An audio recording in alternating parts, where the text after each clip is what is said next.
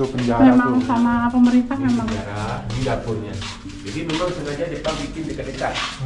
Nah bagi Jepang bang ya kayak dia kerja paksa, yang tidak mau kerja, yang sakit, Jepang masuk dalam sini. Itu nggak dikasih makan, nggak dikasih minum lagi sampai mereka meninggal.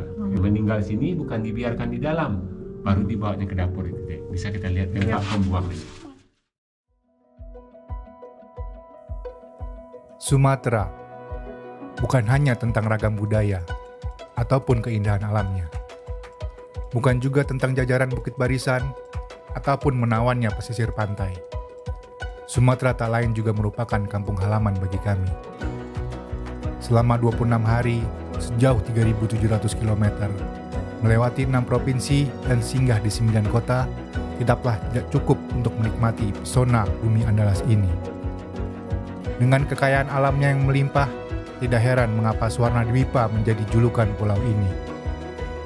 Namun bagi kami, Sumatera merupakan pulau cerita. Dan ini cerita Sumatera dari kami. Keluarga isi 5. Ini peta Dena Lobang Jepang. Jadi kalau posisi sekarang ada di nomor 1. Oke. Nah nanti kita turun tangga sampai di sini. Ini udah rata jalan di bawah. Tidak ada tangga lagi. Nah Lobang Jepang ini dibikin awal 1942 sampai 1945. 2 tahun 8 bulan. Jadi tujuan bikin Lobang Jepang ini untuk pertahanan di Sumatera oleh Jepang untuk Perang Dunia Kedua. Nah sewaktu bikin ini, Jepang kerjakan rakyat Indonesia itu dengan cara kerja paksa dulunya. Rakyat Indonesia. Mereka menggali ini selama 24 jam nggak pernah tidur. Nah, Jepang kasih makan cuma 1 kali dalam sehari. Nah, dalam jangka 2 tahun 8 bulan ini telah digali sepanjang ini saja 1.470 meter. Alat dulu digunakan manual. Nah, terdapat 21 lorong, ini ada 15, ini ada 6. Jadi 6 ini difungsi Jepang sebagai amunisi. Amunisi tempat penyimpan peluru atau senjata bagi Jepang. Ada pintu pengintaian, pintu penyergapan. Jadi berhubungan pintu pengintaian dengan pintu penyergapan. Jadi Jepang naik ke atas, dia akan memandang ke bawah nampak jalan. Nah, pintu penyergapan ini di bawahnya jalan. Jadi yang diintai itu dulu petani yang mau ke kota Bukit Tinggi menjual hasil panen. Setelah diintai dan dilihat Jepang turun, dia kasih informasi ke sini. Baru di sini mereka tangkap. Hasil panen diambil, petani bukan dilepas, mereka diantar ke daerah lain untuk kerja paksakan juga. Sekarang kita turun ke bawah teman-teman. Kalau ini nggak ada yang sampai ke dalam. Awali dengan Bismillahirrahmanirrahim. Ini di bawah ada 130 berapa tadi? Ini ada 132 tetangga. Kalau kita lihat ini sudah bikinan baru pemerintah ya. Ini kalau di sini dia bergema. Bergema karena ini rata. Kalau Jepang enggak, selepas ini ke bawah, dia sengaja bikin dinding tidak rata, bersekat-sekat, berongga-rongga itu. Itu tujuannya untuk peredam suara. Supaya suara di dalam sini enggak kedengaran sampai keluar. Ini tempat ruangan amunisi. Amunisi. Amunisi itu tempat penyimpan peluru atau senjata-senjata, ada pistolnya, pelurunya. Jepang simpannya di sini. Jadi lubang Jepang dalam jangka 2 tahun 8 bulan telah digali sekota Bukit Tinggi, sama yang 5 lagi itu hampir mencapai 6 kilo. Di bawah Jam Gadang ada lubang Jepang. Oh, ada juga? Ada. Tapi nggak nyambung sih. Belum sempat disambung. Resiano, Bukit Cangang, Sprohon dan Benteng Hordekok Belanda. Tinggi lubang Jepang tinggi setinggi ini. Karena Jepang pendek-pendek kecil-kecil, mereka bikin ukuran mereka dulunya. Kok tetap dingin ya di sini ya? Iya, pertanyaan saya. Lubang Jepang ini dingin bang ya? Iya. Enggak dipasang AC alami. Angin dari? Karena dari lorong-lorong aja gitu? Dari pintu-pintu. Pintu-pintu itu ya? Buat jalur evakuasi Jepang teman-teman. Di pojok situ tinggal setitik cahaya. 60 meter ke bawah. Nah yang sakit Jepang tidak obati, mereka langsung dimasukkan penjara. Kalau lihat ini yang warna coklat tuh, Pertama kali itu dinding aslinya lubang Jepang. Gua Jepang. Jadi Sama pemerintah dilapis nih. 2004, semen yang gini? semen ya, kalian ini diganti. Ini dia jebol waktu kemarin gempa besar Mentawai. Parutan-parutannya masih parutan asli. Yang dari alat apa namanya? Ganco kalau di sini. Orang lokal sini bilang ganco tuh tutup bawah-bawah. Masih pahatan. Angin ini kan? Iya kan? bener. Nah ini. Tuh bawah. Jurang langsung. Jurang di. Tapi ini ya, monyet nggak masuk ya? Enggak, paling dia sampai sini bang, bergelangsungan di akar ini. Lebih ke sini lebih banyak ke Merontok karena udah mengarah ke tebing. Oh. Dekat Lebih goyang ya? maka terasa pas di sini. makanya semen pada pecah. Tanahnya agak kayak Mengkilap. kilat-kilat itu. Iya. Ini dia bercampur juga dengan pasir tanah silika atau pasir kuasa. Itu untuk bahan baku kaca. Itu penjara Memang tuh. sama pemerintah Ini memang. penjara, ini dapurnya. Jadi memang sengaja Jepang bikin dekat-dekat. Kerja paksa, yang tidak mau kerja, yang sakit, Jepang masuk dalam sini. Itu nggak dikasih makan, nggak dikasih minum lagi sampai mereka meninggal. Nah mereka juga diperkirakan disiksa juga supaya cepat meninggal. Disiksa fisiknya gitu. Iya, supaya cepat meninggal kan. Nah ya karena mereka nggak ingin lama-lama dalam sini penjara. Biar nggak Romusa penuh itu. juga ya. Iya. Takutnya nanti Romusa yang masih hidup sampai sini dia tahu. Oh. Nah, meninggal sini bukan dibiarkan di dalam, baru dibawanya ke dapur itu deh. Bisa kita lihat tempat pembuangannya. Dapur ini istilahnya aja berarti pada di Betul. Sengaja dibikin seolah-olah seperti dapur. Ini dapur. Nah, Jepang sengaja bikin seperti dapur seolah-olah. Tujuannya supaya kerja paksa pun yang sampai sini yang masih mau kerja, dia tahunya untuk masak. Dia tahunya ini pembuang sampah dan ini cerobong masak. Nah, pembuang sampah sebelum disemen, pertama kali ditemukan tingginya setinggi ini, bentuk kayak gini. Tingginya rata-rata 140, lebar setengah meter, 60 meter ke bawah tembus sungai. Sungai Ngalisano. Nah, disinilah Jepang buang kerja paksa itu deh. Jadi mereka cara buang itu bukan dilempar saja. Dari atas ini Jepang turun ke bawah, ikut juga turun, ditarik satu-satu sampai di ujung pintu depan sungai baru mereka buang. Seandainya Jepang buang lempar saja dia nyangkut, nah, bakalan nggak sampai ke bawah. Nantinya mampet. Nah, betul. Jadi dibuang sungai hanyut.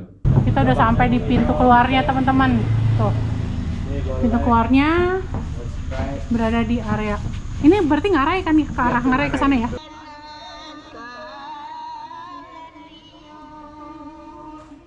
Makasih banyak ya, Nedi. Teman-teman bisa nyari ini, beliau namanya udah Nedi kalau ke daerah Panorama. Sampai ketemu. Sekarang kita ke arah Ngarai teman-teman. Gak jauh dari Panorama itu ada belokan ke kiri. Nih. Ngarai Sianok, Bukit Tinggi. Ini ya tadi tangga dari bawah nih, ini nih buat naik ke atas ke Panorama. Keluarnya di sini nih lubang Jepangnya. Tuh. Ini ala-ala si tinjau lawi dibikinnya kayak gini deh.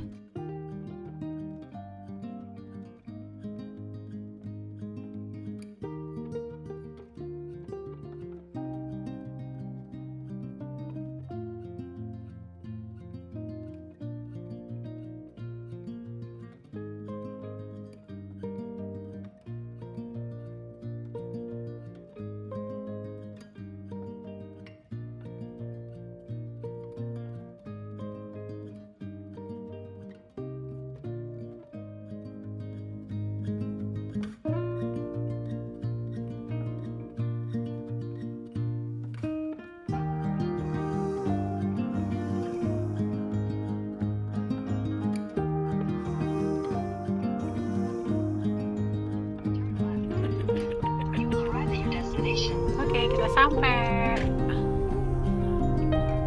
Ini tadi direkomendasiin sama udah Nedi yang guide di Gua Jepang.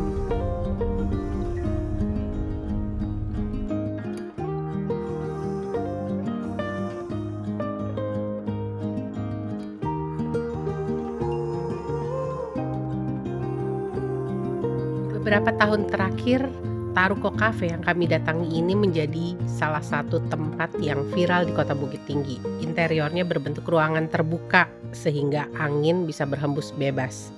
Lokasinya berada di pinggiran aliran sungai bersebelahan dengan Tabyang Takuruang.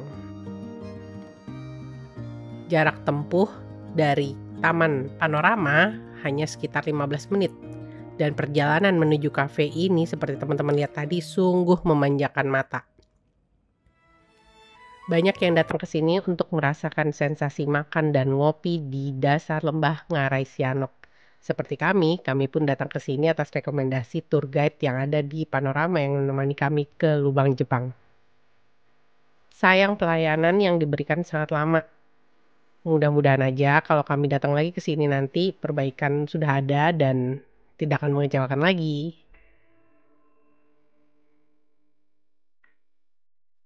Sekarang aku mau ke arah Benteng. Kok Benteng? Ke rumah makan family sebenarnya yang di Benteng kan yang pertama, tapi sekarang udah bikin cabang di sebelahnya bioskop Sofia. Jadi kita mau ke sana. Nanti lihat di sana ramai apa enggak. Kalau ramai mungkin kita akan bungkus saja ayam popnya. Ayam pop di sini tuh ayam pop pelopor. Pertama kali muncul menu ayam pop tuh ya di sini, bikinannya rumah makan family. Tadi nggak pernah mau makan ayam putih, ayam pucet. Sekarang dia cobain. Itu favoritnya rendang. Kalau lihat dari sini kelihatan banget di sambungan kaki gunungnya ini, Gunung Merapi. Ini ke bawah dia sambungannya, ini Gunung Singgalang. Gunung Singgalangnya rada mendung.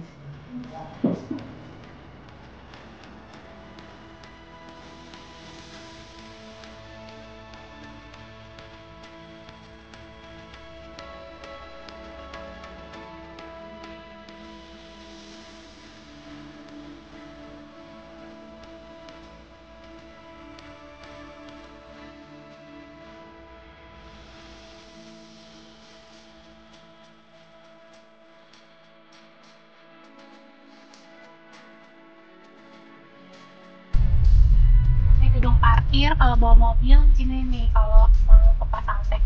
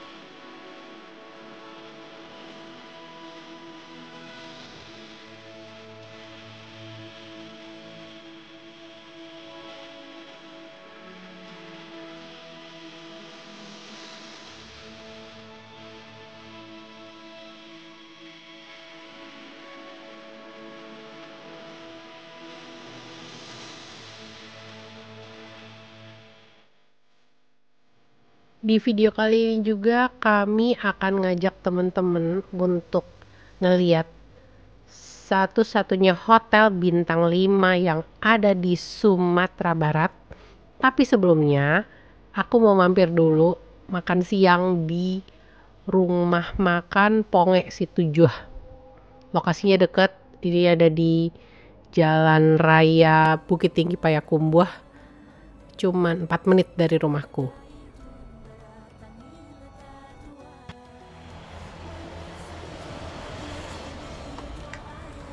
Kita duduknya lesehan teman-teman, dan ini lauknya udah disajiin. Lokasinya memang di pinggir di tengah sungai, di tengah sawah gitu, di belakang sawah. Belakang aku apa nih namanya, kebun apa? Jagung, kebun jagung. Ini dia lauknya. Udah dihidang, dan ini nih tuh. Ini yang terkenalnya di sini adalah Talua Barendo, dibikin fresh. Kayak pizza, kayak kata anak aku. Ini ada tadi apa namanya, cangkuk itu kalau di sini cabai dikasih ditanak pakai air masaknya nasi gitu loh, air yang nasi yang diaduk zaman dulu, bukan pakai rice cooker. Kita makan dulu. Ini cincang kalau di Jakarta, ini ayam bakar. Ini menu wajib kalau di restoran Padang, ada begituan. Ini penasaran, apa ini ya? Oh, kayak suwir-suwir tapi tanaman kayaknya.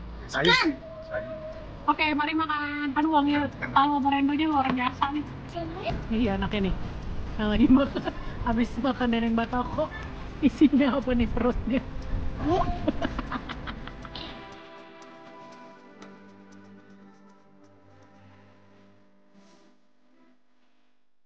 Di sini Ponge itu ketange, nama lainnya. Asalnya dari daerah Situjuh. Situjuh tuh di daerah mana, Bang? Payakumbuh. Payakumbuh. gitu. Jadi kalau teman-teman doyan ikan wajib nih nyobain pangenya. Sama ikan bakarnya tuh ikan mas kan ya? Ikan nila. Sekarang sebelum kita ke daerah Gadui, aku mau kirim makan siang dulu, mau ajakin makan siang ke rumahku. Karena kami perginya cuma berempat nih. Anakku yang nomor 2 nggak ikut, katanya mau di rumah aja. Nih ojeknya datang.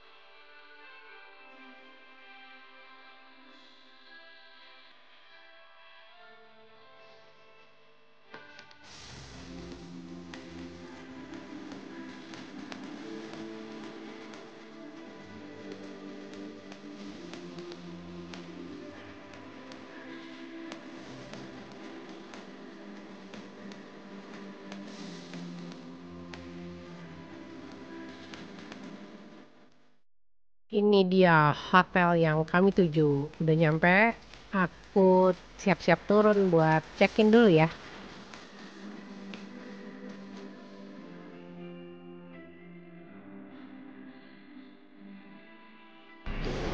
Kita parkir di gedung baru teman-teman, karena aku lokasi kamarnya ada di gedung barunya The Balcony.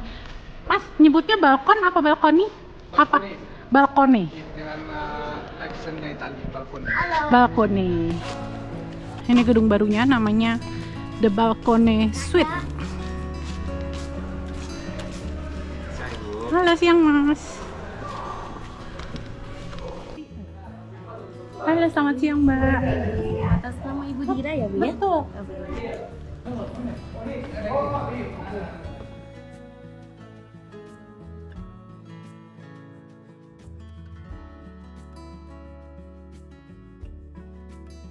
Kita di lantai 8 teman-teman, 809. Wow. Oke, kita udah di kamar teman-teman. Aku liatin ke teman-teman bagaimana ini kamarnya, namanya kamarnya tipe suite room. Luasnya sekitar 38 meter persegi. Ini paling dekat sama pintu masuk tuh adalah toiletnya, area kamar mandinya. Nggak ada bathtub, di sini adanya hanya shower aja. Dan di sini WC-nya. Kemudian di depan kita ada wastafel dengan perintilan-perintilan amenities-nya. Ada hair dryer juga di situ. Kemudian itu ada tisu dan ini handuk-handuknya. Kamarnya kebetulan yang king lagi full semuanya, jadi akhirnya kita pakai kasur twin aja. Di kanan kiri sini dan sana ada bedside table, meja samping, nakas ya. Di bawah ini ada mini fridge, chiller gitu. Nggak ada minibarnya, kosong. Ini perlengkapan teh, kopi, sama air mineral. Kemudian sisi sini wardrobe-nya. Termasuk juga udah disediakan ada bathrobe, jubah kamar, dan sandal kamar. TV-nya cukup gede, mungkin dia sekitar 50 inch atau bahkan mungkin lebih gede ya. Kasurnya walaupun twin dia lebar-lebar. Ada sofa plus anakku di sini, couch gitu, dan ini balkonnya. View-nya ke arah Gunung Merapi. Satu lagi di sini Gunung Singgalang. Di situ ada tebing, nggak tahu tebing apa itu di bawah situ. Yang ini ada pool, dan pool ini khusus untuk tamu-tamu yang ada di gedung ini aja, yang ada di balkone suite. Di sana daerah villanya teman-teman. Cuman menurut penjelasan petugasnya, villanya nggak ada yang langsung melihat gunung karena memang terhalang oleh bangunan suite yang kami tempati ini. Sekarang kita mau ngemil, mau ngopi juga. dan kakak masih mau lanjut ada bimbel sampai jam 6 sore nanti.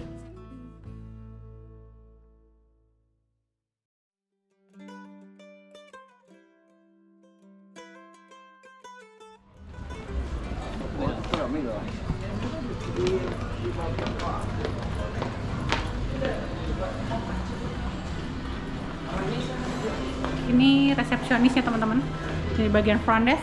Kalau check-in bagian resort di situ.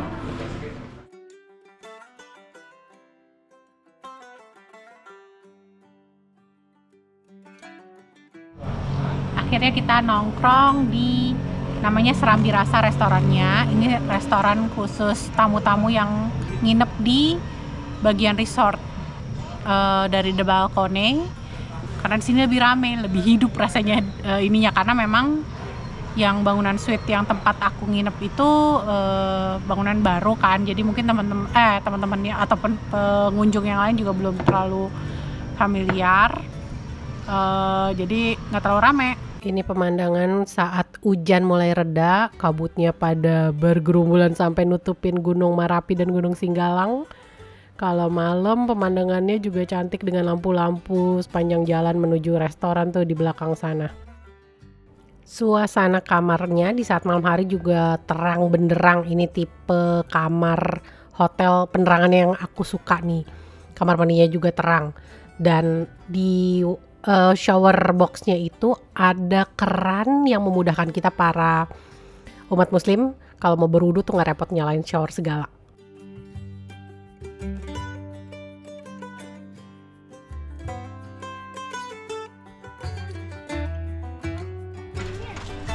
Oke, kita makan guys. Itu dia, saya nggak tahu. Jepang mau Iya, Jepang.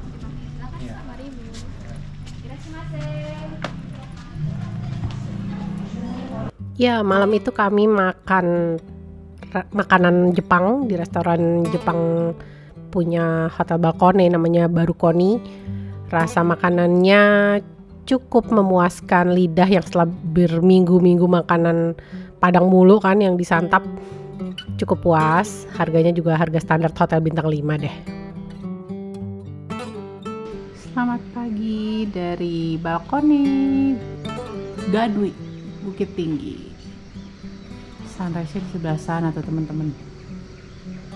Kalau tadi kan ngelihat view yang di arah balkon kamarku. Nah, kalau keluar kamar itu view-nya Bukit Barisan teman-teman. Sana. Bapak yang sponsorin perjalanannya ini nih. Betul. Benerin velg. Betul. Teman-teman yang mau benerin velg nih, cari tuh. Dia ngendorse perjalanan kita nih. Ini area sarapannya teman-teman, namanya Alur Restoran, lokasinya di lantai 2. Bagian paling depan ada fruit slice nih.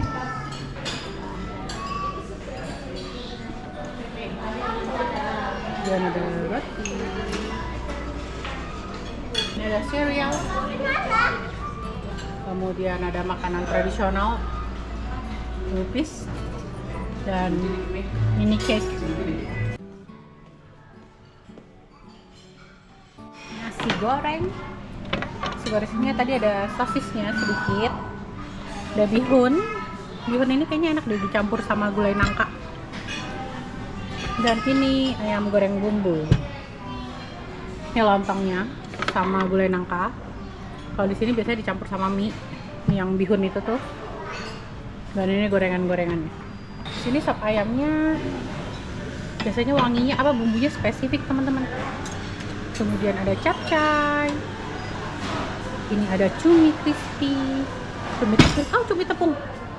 Kemudian sausage. Dan apa ini? Potato wedges.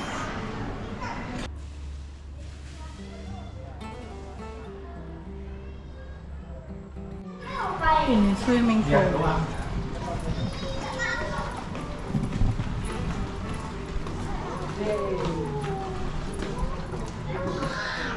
Ini buat pool towelnya.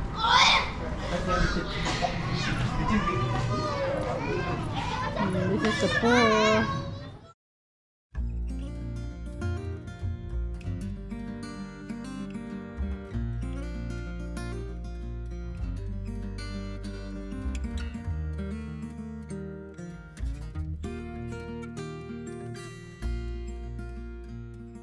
Ada flying fox, kemudian apa sih itu yang layang-layang, aku lupa namanya apaan. Kemudian ini ada kayak sepedaan gitu, cuman kayaknya belum ada yang beroperasi.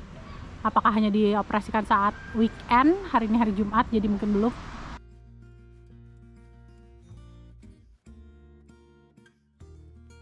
Kita nginepnya cuma semalam, dan ini proses check out karena memang sebenarnya kan karena ada rumah di kampung ya di Bukit Tinggi, jadi sebenarnya nggak perlu nginep di hotel sih. Aku aja yang penasaran gimana sih hotel bintang 5 di Sumatera Barat, nginep di sana gimana rasanya. Kira kita cobain nginep semalam. Ini udah hari terakhir menjelang pulang ke Jakarta, jadi ini kita balik ke arah rumah.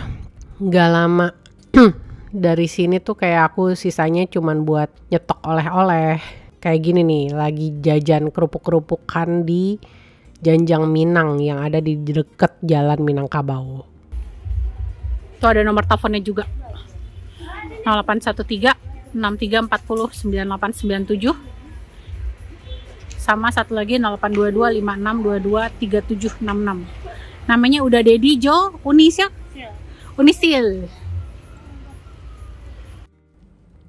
Nggak cukup beli kerupuk-kerupukan, lanjut dari situ kita ke arah apa sih namanya, Pasate yang baru tuh, gedung yang baru. Aku pun belum pernah, ini pertama kalinya juga aku masuk ke dalam situ. Lanjut berburu oleh-oleh lagi. Yang unik dari Pasate Bukit Tinggi ini karena posisi mallnya itu benar-benar di depan Jam Gadang, jadi ada spot. Nah ini dia, kita bisa lihat langsung Jam Gadang. Kita lihat ke situ yuk, ke jalanan. Kemarin tanggal 22 itu sekitar jam 12:30 siang, pas orang-orang lagi pada Jumatan, sama satu lagi sore jam 5-an gitu, Gunung Merapi yang ada di belakang aku tuh itu erupsi lagi teman-teman. Kelihatan tuh bersih atasnya, tapi kelihatan ada asap dari kawah yang sebelah kanan ini hitam, dan memang asapnya ke arah sana, ke arah Kota Padang. Makanya kemarin jam 4 sore tuh bandara Minangkabau tuh ditutup. Mudah-mudahan kondisinya cepat tenang lagi Gunung Merapi. Ini aku lagi diantar ke Gugua. Keluarganya papaku kebetulan baik dari sisi nenek maupun kakek itu tinggal di Gugua. Namanya keluarga Bakoku, keluarga Aba, keluarga ayah. Galuda apa sih Galuda? Ini namanya Gunung Singgalang nih teman-teman. Ini himbangan namanya kok.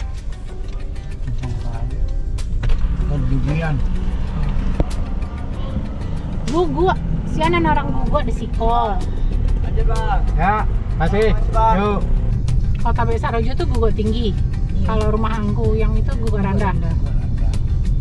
Kalau kakek Dato Mangkudun Gugua Tinggi. Oh, Dato Mangkudun tuh Gugua Tinggi juga.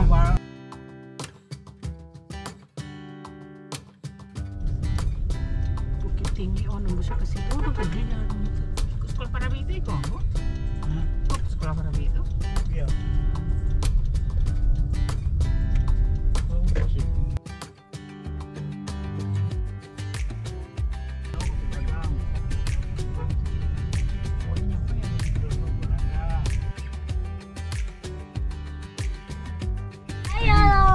Nggak ada lagi tuh, terus gimana maksudnya tuh yang ngambil siapa angku? Ya nggak ada yang ngambil sebetulnya. Lah. Orang nggak ada yang jual lagi. Mana rumah batunya? Mana rumah batunya? Aduh. Mana angku bilang? Oh ini udah lewat harusnya di Angku situ. itu garuk-garuk pala tuh cucunya. Hilang, rumahnya nggak tahu di mana bilang. Kalau udah kan kemarin juga besar aja.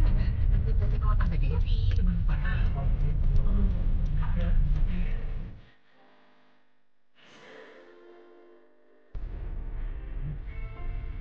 Dari mana? Wah, dokter ini. Apa?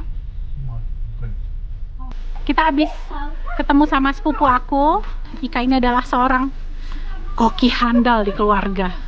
Ini ada nenek. Nenek ini adalah ibunya ayahku. Dan ini dia si koki handal. Ibu Rika, terima kasih. Dikasih oleh-oleh. Sehat-sehat nenek ya. Dah Shalom. Bye-bye. Bye-bye, Shalom. Bye-bye Shalom. Sana udah ngantuk. Tidur sekarang ya. Tidur ya. Bisanya. Love you bilang. I love you.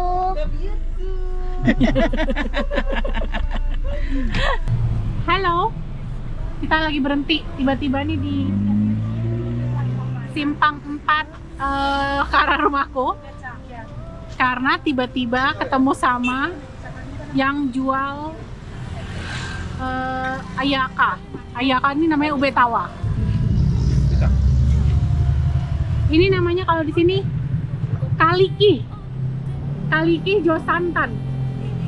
Kalau anak-anak doyannya ayaka. Denis yang doyan ayaka. Itu lagi nurin gitu. Itu yang hijau kok ayah daun kacang. Ayah daun kacang. Air daun kacang namanya teman-teman. Yang hijaunya. Kalau yang coklatnya itu nih, gula. Gulanya.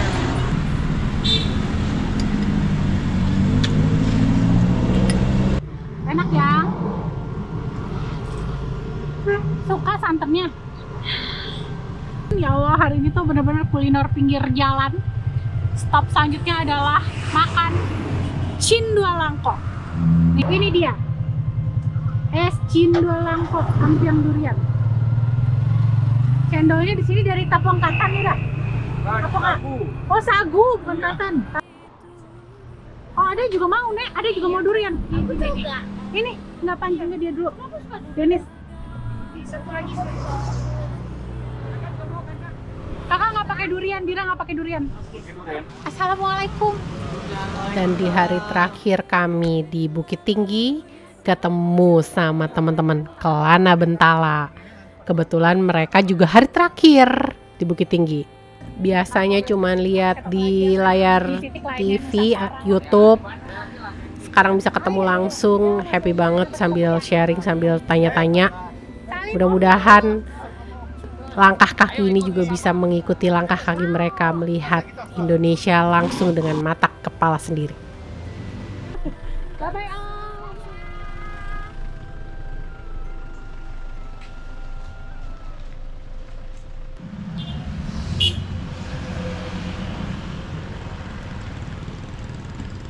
Yang ini juga teman-teman tuh yang kangen sama nasi kuning sama bubur ayam Pasundan Bandung. Tuh ada di depannya Nitamart. Buat teman-teman yang nggak tahu, belum tahu, mendingan coba cek buru-buru ke channelnya mereka, Mas Arsal Bahtiar. Videonya bagus banget, dan itu yang salah satu juga pasti yang jadi inspirasi kita semua yang suka jalan darat, overland kemana-mana keliling Indonesia, atau maybe someday bisa keluar juga ya. Aku jadi aku sebenarnya suka naik pesawat, tapi suamiku senengnya jalan darat, dia lebih prefer jalan darat. Akhirnya istri dan anak-anaknya terpengaruhi. Nah, thanks to creator-creator seperti Mas Arsal, Mas Barkah, teman-teman, terus ada Bang Den, Road Trip Indonesia, yang sebenarnya juga dari sini, tapi kita selisihan jalan sama Bang Den. Bang Den udah caw ke Riau, sekarang ada di Bintan. Habis ini mau packing sih, aku udah dari tadi mau udah nyicil, mau masukin barang ke mobil, kemudian insya Allah kita mau lanjut ke Padang. Sekian video kali ini, keluarga isi 5 pamit undur diri dulu. Bye.